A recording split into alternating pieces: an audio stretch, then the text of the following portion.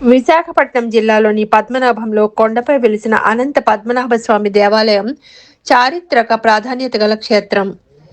విజయనగర రాజులకు సంబంధించిన పేష్కస్ వివాదాల కారణంగా ప్రసిద్ధి చెందింది. ఇది విజయనగరం సంస్థానంతో సంబంధం ఉన్న ముఖ్యమైన పద్మనాభ స్వామి క్షేత్రం.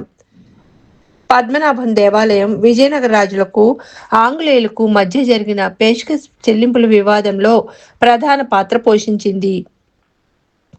ఇది 1894లో జరిగిన సంఘటనలకు దారితీసింది.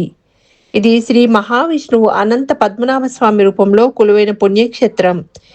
ఈ దేవాలయం విజయనగరం రాజులచే పూజలు అందుకున్నది.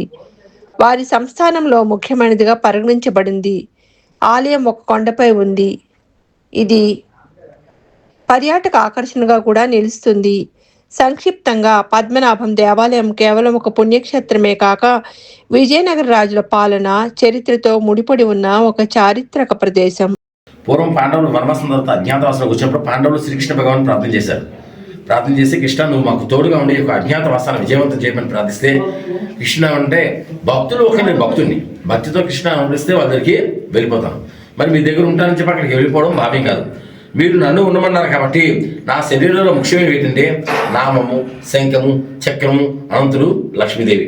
ఈ 5 కూడా నా శరీరంలో ముఖ్యమైనవి.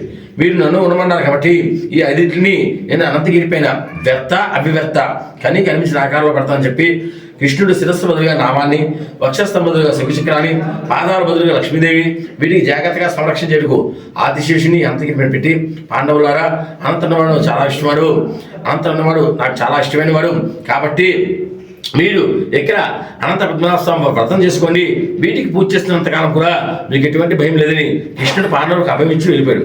అందుకే పలుకి పద్మనాభ స్వామి అంటారు.